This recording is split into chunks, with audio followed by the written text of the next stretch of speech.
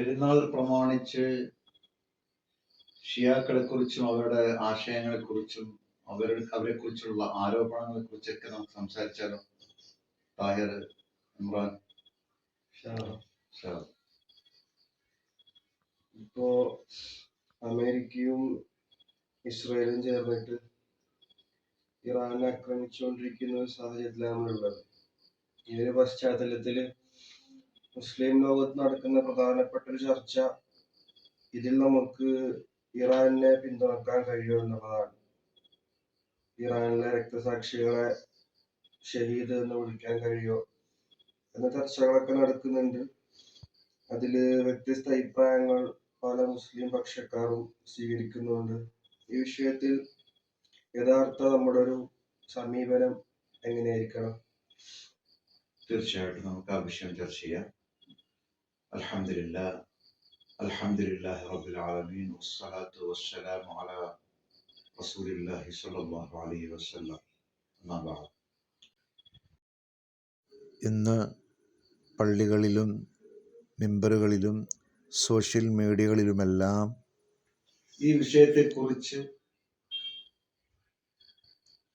അറിയാതെ പല മൗലവിമാരും പല ഖതീബുമാരും സംസാരിച്ചുകൊണ്ടിരിക്കുകയാണ്.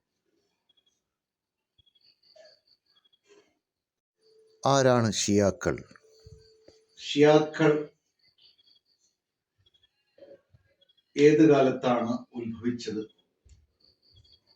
എന്താണ് അവരുടെ ആശയം? ഇതൊക്കെ നമുക്ക് ചർച്ച ചെയ്യാം. ഈ വിഷയത്തിൽ നാം അടിസ്ഥാനപരമായി മനസ്സിലാക്കേണ്ടത്, ഷിയാക്കൾ എന്ന് പറയുന്നത് ഒരു ഏക സംഘമല്ല. പ്രാരംഭകാലത്ത് ഷിയാത്തു അലി റളിയല്ലാഹു അൻഹുവിന് പിന്തുണ പ്രഖ്യാപിച്ച ഒരു രാഷ്ട്രീയ കൂട്ടായ്മയായിരുന്നു. കാലക്രമേണ ഇസ്ലാമിക മതവിശ്വാസങ്ങളിൽ അത് മാറുകയുണ്ടായി. മതവിശ്വാസങ്ങൾ ചർച്ച ചെയ്യുന്ന ഒരു അവസ്ഥയിലേക്ക് അത് നീങ്ങുകയുണ്ടായി. അങ്ങനെ ഏകദേശം 10-22 വിഭാഗങ്ങളോളം അത് മാറുകയുണ്ടായി. അതിൽ അടിസ്ഥാനപരമായി പിഴച്ച വിഭാഗങ്ങളും ഉണ്ട്, അതേപോലെ ബിദ്അത്തുകൾ നിറഞ്ഞ വിഭാഗങ്ങളുണ്ട്, അതേപോലെ അഹ്ലുസുന്ന വൽ ജമാഅത്തിനോട് യോജിക്കുന്ന വിഭാഗങ്ങളും അതിൽ പെട്ടിട്ടുണ്ട്. ഇവിടെ നാം മനസ്സിലാക്കേണ്ടത്, എല്ലാ വിഭാഗങ്ങളെ കുറിച്ചും അവർ അടിസ്ഥാനപരമായി തൗഹീദിൽ പഴച്ചവരാണ്, അല്ലെങ്കിൽ കുഫ്ർ പറഞ്ഞവരാണ്, അല്ലെങ്കിൽ കുഫ്റിലേക്ക് എത്തുന്നവരാണ്, അല്ലെങ്കിൽ ജൂത നസാറാക്കളെക്കാൾ അവർ വഴിവഴച്ചവരാണെന്ന് പറയുന്നത് ശരിയല്ല. കാരണം ഇവരെല്ലാം വ്യത്യസ്ത ആശയങ്ങളുള്ള വിഭാഗങ്ങളാണ്.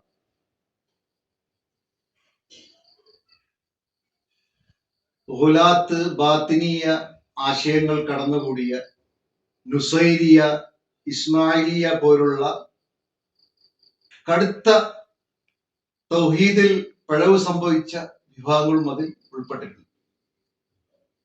എന്താണ് നുസൈരിയ വിഭാഗത്തിന്റെ അഖീദ?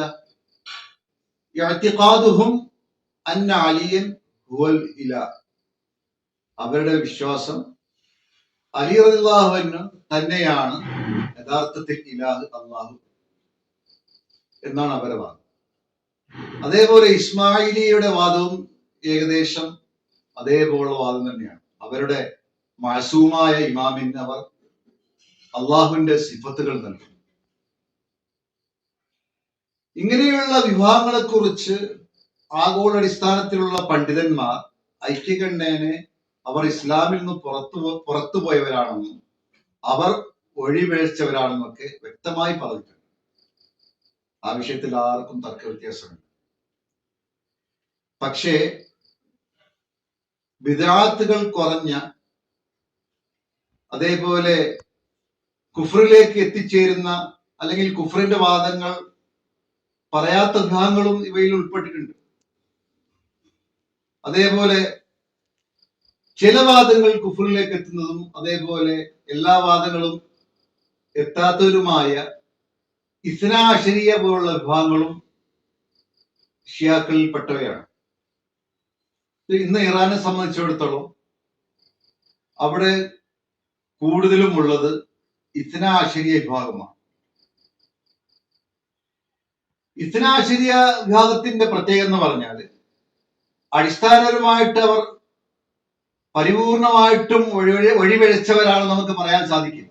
കാരണം ചില വാദങ്ങൾ അവരുടെ അടിസ്ഥാനപരമായി കുഫറിലേക്ക് എത്തിച്ചേരുന്ന വാദങ്ങളാണ്. അവരുടെ 12 ഇമാമിങ്ങൾക്ക് ഗൈബത്ത് വാദിക്കുക, അതേപോലെ തഹരീഫുൽ ഖുർആന് തഹരീഫ് സംഭവിച്ചിട്ടുണ്ടെന്ന് വാദിക്കുക. പിൽക്കാലത്ത് അവരിൽ തന്നെ മുതഅഖിരീങ്ങളായ പണ്ഡിതന്മാർ ആ വാദം മാറ്റി പറഞ്ഞിട്ടുണ്ടെങ്കിലും മുതഖദ്ദിമീങ്ങളായ പണ്ഡിതന്മാർക്ക് തഹരീഫ് എന്ന വാദം ഉണ്ടായിട്ടുണ്ട്. അപ്പൊ അവരുടെ ചില വാദങ്ങൾ കുഫറിലേക്ക് എത്തിച്ചേരുന്നതും വളരെ മോശമായതുമാണ്. എന്നാൽ ചില വാദങ്ങൾ കുഫറിലേക്ക് എത്തിച്ചേരാത്ത വാദങ്ങളാണ്. ഇന്നത്തെ നമ്മുടെ നാടുകളിൽ തന്നെ മുഖ്യധാരാ പ്രസ്ഥാനങ്ങളിൽ ആ വാദങ്ങൾ കൊണ്ട് നടക്കുന്ന ആൾക്കാരുണ്ട്, പണ്ഡിതന്മാരുണ്ട്, സാധാരണ ആൾക്കാരുണ്ട്. അപ്പൊ ഷിയാക്കൾ ഇസ്നാശരിയ വിഭാഗങ്ങളെ കുറിച്ച് ആ രൂപത്തിൽ നാം സംസാരിക്കുമ്പോൾ നിലവിലെ പണ്ഡിതന്മാർ, കേരളത്തിലുള്ള നിലവിലെ പണ്ഡിതന്മാരെ കുറിച്ച് നമുക്ക് അത് തന്നെ പറയേണ്ടി വരും. പക്ഷെ നമ്മൾ ആരങ്ങനെ പറയുന്നില്ല. ഇവിടെ നാം മനസ്സിലാക്കേണ്ടത് ഷിയാക്കളെ കുറിച്ചുള്ള, പ്രത്യേകിച്ചും ഇസ്നാശരി വിഭാഗങ്ങളെ കുറിച്ചുള്ള ഒരു ആരോപണം, അവർ ജൂതനസാറാക്കളേക്കാൾ വഴിപിഴച്ചവരാണ്, അവർ കാഫ്രീങ്ങളാണ്. ഈ വാദം ശരിയാണ്. ഇതിന്റെ ശക്തി പകരുന്നത് ആധുനിക പണ്ഡിതന്മാരാണ്, അതേപോലെ ചില പൗരാണിക പണ്ഡിതന്മാർ. ഹിജ്റ 3-ാം വർഷം മുതൽ ഹിജ്റ 3 മുതൽ 8 വരെ ജീവിച്ചിരുന്ന വ്യത്യസ്ത തബഖാത്തിൽപ്പെട്ട പണ്ഡിതന്മാരാണ് ഈ വിഷയം വളരെ ഗൗരവമായിട്ട് പറഞ്ഞിട്ടുള്ളത്. ഇസ്നാ അശരിയ വിഭാഗം ജൂതന്മാരെക്കാളും നസാറാക്കളെക്കാളും വഴിപഴച്ചവരാണ്, അവരെ പിന്തുടരാൻ പറ്റുകയില്ല. അവർ ഏത് അടിസ്ഥാനത്തിലാണ് പറഞ്ഞിട്ടുള്ളത്? അവിടെയാണ് എല്ലാവർക്കും പിഴവ് സംഭവിക്കുന്നത്. അവർ പറഞ്ഞിട്ടുള്ളത് ഇസ്നാ അശരിയുടെ ചില വാദങ്ങൾ വഴിപഴച്ചതാണ്. ആ വിഷയത്തിൽ ആർക്കും അഭിപ്രായ വ്യത്യാസമില്ല. അഹ്ലുസുന്ന വൽ ജമാഅത്തിന്റെ അഭിപ്രായം അവർ ആ വാദങ്ങൾ വഴിപഴച്ച് തന്നെയെന്നാണ്.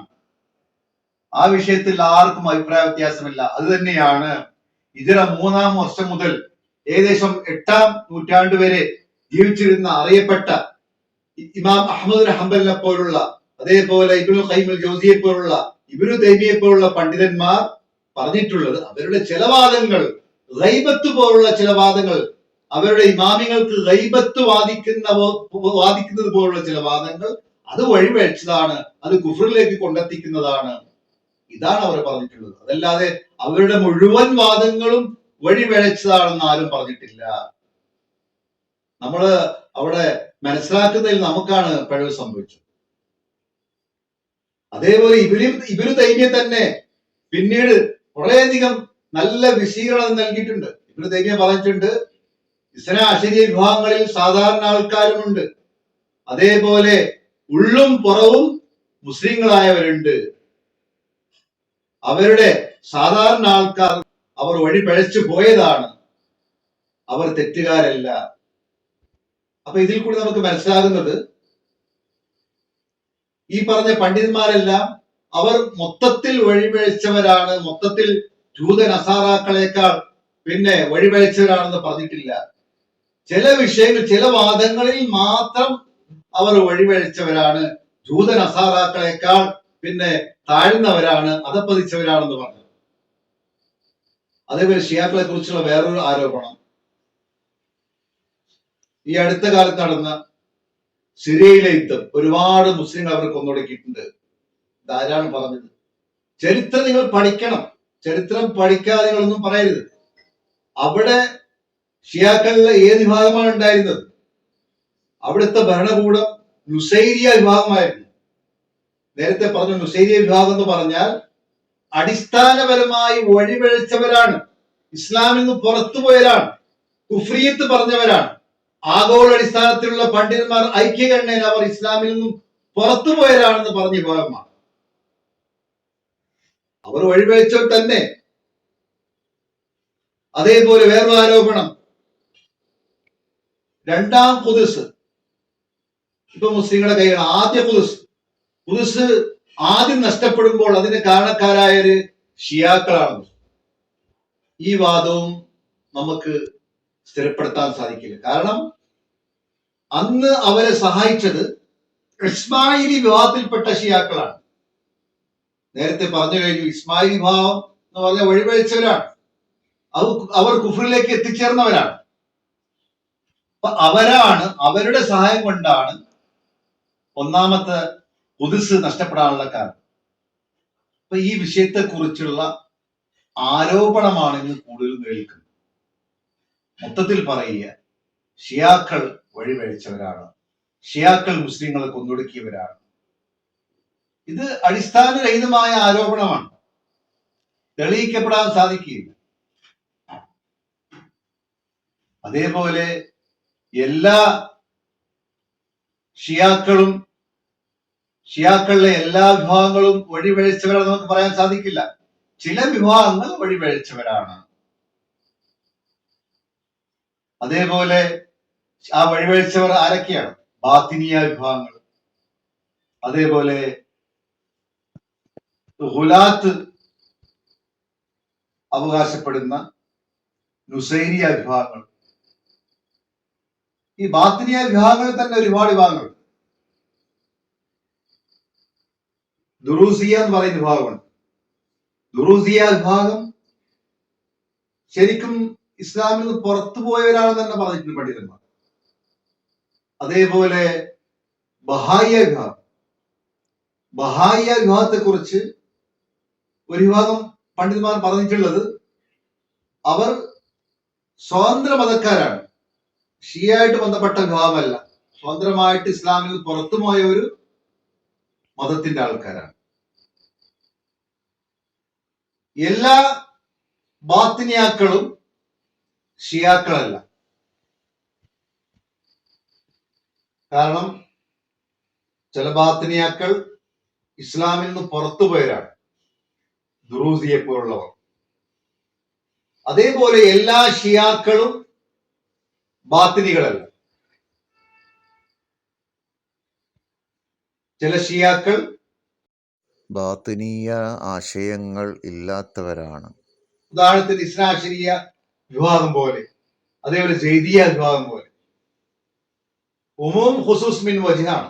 മന്തിക്കിന്റെ ഭാഷയിൽ പറഞ്ഞാൽ ഉമൂം ഖുസൂസ് മിൻ വജ്ഹാണ്. എല്ലാ ബാത്തിനിയ ആശയക്കാരും ഷിയാക്കളല്ല, എല്ലാ ഷിയാക്കളും ബാത്തിനിയ ആശയക്കാരല്ല. ചുരുക്കം പറഞ്ഞാൽ ഇവിടെ നമ്മൾ ഈ വിഷയത്തെ കുറിച്ച് വസ്തുനിഷ്ഠമായി പഠിക്കാൻ തയ്യാറാണ്. എല്ലാ ഷിയാക്കളും ഒരേ വിഭാഗത്തിൽപ്പെട്ടവരാണെന്ന് പറയാതെ ഷിയാക്കൾ ആരാണ്, ഷിയാക്കളുടെ ആശയം എന്താണ്, അതിൽ അടിസ്ഥാനപരമായി വഴിപഴിച്ചവർ ആരാണ്, ഇസ്ലാമിൽ നിന്ന് പുറത്തുപോയവർ ആരാണ്, ഇന്ന് നിലവിൽ ഇറാനിലുള്ള ഭരണകൂടം ഏത് ആശയക്കാരുടെയാണ്, അവരുടെ ആശയം എന്തെല്ലാമാണ്, അവരുടെ എല്ലാ ആശയം വഴിപഴിച്ചതാണോ, ഏതെല്ലാമാണ് വഴിപഴക്കാത്തത്,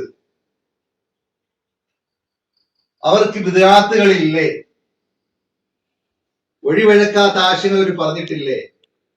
ഇങ്ങനെയുള്ള വിഷയം നമ്മൾ ആധികാരികമായി പഠിക്കാൻ തയ്യാറാണ്. പഠിച്ചതിന് ശേഷം മാത്രമേ പള്ളികളിലും അതേപോലെ മിമ്പറുകളിലൊക്കെ നമ്മളത് പറയേണ്ടത്.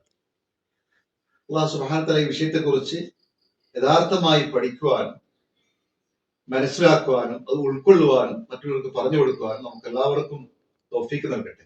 ഇന്നത്തെ നിലവിലെ ഇറാന്റെ അവസ്ഥയെക്കുറിച്ച് മകൻ താഹിർ. പിന്നെ ഇറാന് അമേരിക്ക ഇസ്രായേൽ സംഘർഷം നോക്കുമ്പോൾ പ്രധാനമായിട്ടും നാം മനസ്സിലാക്കേണ്ടത്, ഇവിടെ ശത്രുപക്ഷത്താരാണ് എന്നാണ്.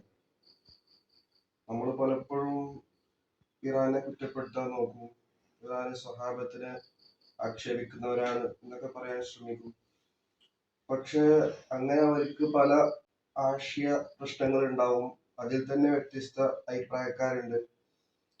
അതൊന്നും പറയേണ്ട സമയമല്ല ഇത് എന്നാണ് എനിക്ക് വ്യക്തിപരമായിട്ട് തോന്നുന്നത്. കാരണം ഇറാൻ പോരാടിക്കൊണ്ടേയിരിക്കുന്നത് ലോകത്തെ ഏറ്റവും വലിയ തിന്മയോടാണ്.